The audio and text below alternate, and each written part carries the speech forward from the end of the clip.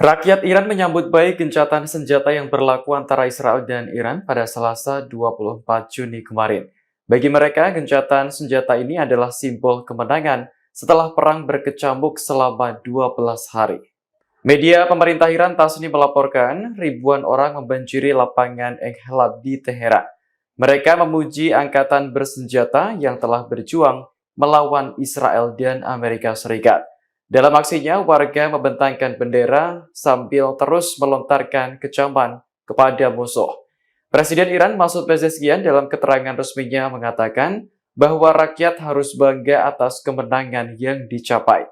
Menurutnya, Iran telah memaksa Israel untuk menerima gencatan senjata. Di sisi lain, Perdana Menteri Israel Benjamin Netanyahu juga mengklaim kemenangan atas Iran. Ia menyebut serangan terhadap fasilitas nuklir Iran adalah pencapaian bersejarah. Sementara itu, Presiden Amerika Serikat Donald Trump mengklaim gencatan senjata Israel dan Iran terwujud setelah ditengahi oleh negaranya.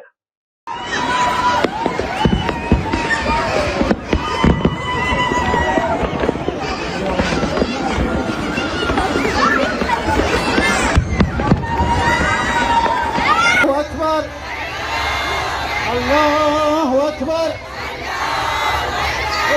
حسین شعار ماست، شهادت افتخار ماست.